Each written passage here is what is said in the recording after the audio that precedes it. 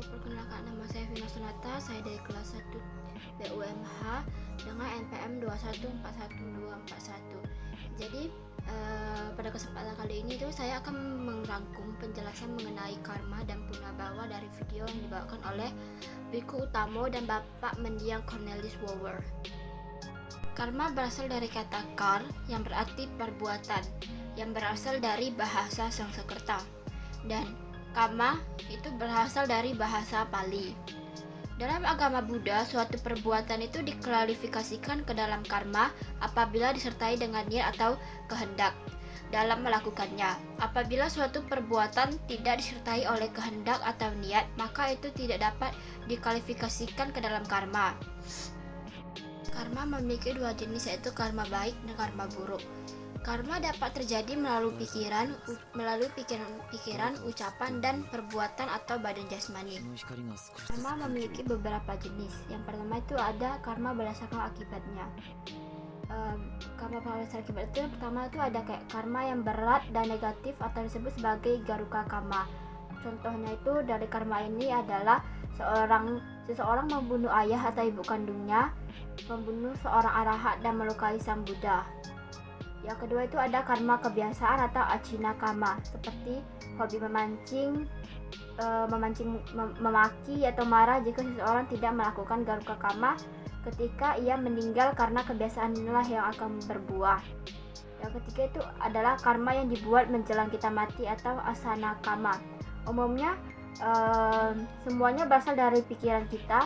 Apabila pikiran kita kosong atau tidak ada tujuan, itulah sebabnya Sang Buddha mengajarkan kita untuk membiasakan diri mengontrol pikiran dengan bermeditasi agar pikiran diarahkan ke hal yang positif.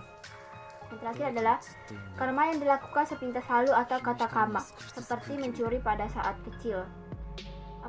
Apabila kita melakukan perbuatan paling buruk dan paling jelek, maka karma itulah yang akan berbuah terlebih dahulu daripada karma buruk yang lainnya.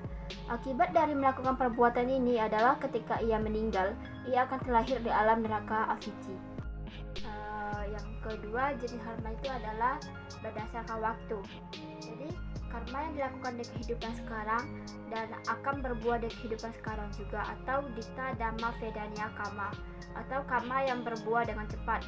Karma yang dilakukan di kehidupan sekarang namun tidak berbuah sampai mati, maka akan berbuah di kehidupan selanjutnya, atau upaja vedania karma. Karma yang dilakukan di kehidupan sekarang dan akan berbuah beberapa kali di kehidupan berikutnya, atau yang disebut aparapara vedania karma. Karma tidak berbuah atau tidak berefek, atau ahoshi karma. Karma ini berlaku bagi para arahat, para Buddha dan sama Sang Buddha. Jika mereka meninggal dunia atau parinibbana, maka karma ini tidak akan dapat mengejar mereka lagi, meskipun ia melakukan banyak perbuatan buruk.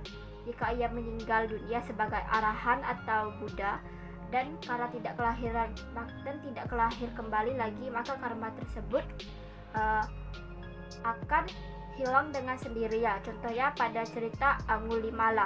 Namun ini tidak berlaku apabila ia membunuh orang tuanya. Karma tersebut akan tetap berbuah. Berikutnya karma berdasarkan fungsi, yaitu pertama ada janaka karma, yaitu karma yang menyebabkan timbulnya syarat untuk terlahir kembali suatu makhluk. Karma ini menimbulkan batin dan jasmani.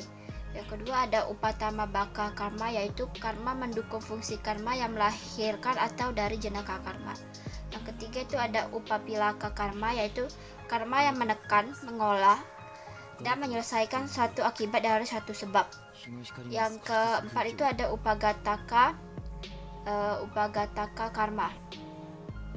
Upagataka karma yaitu karma yang memotong atau menghancurkan kekuatan akibat dari suatu sebab yang telah terjadi, dan sebaliknya menyuburkan karma baru.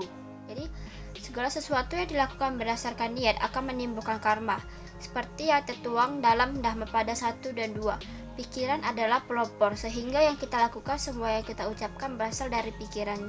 Jadi kita harus mengembangkan pikiran positif setiap saat. Perbuatan baik kita juga secara tidak langsung dapat membawa orang lain menjadi pribadi yang lebih baik.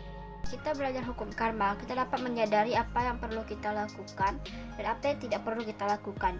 Karena masa depan kita dari hari ke hari semua tergantung dari karma kita sendiri. Yang dapat kita kerjakan berarti membentuk karma baru. Karma bukan selalu yang lampau, namun karma sekarang juga perlu kita lakukan. Puna bawa berasal dari kata puna yang berarti lagi atau kembali. Dan bawa adalah proses menjadi ada atau eksis atau kelahiran.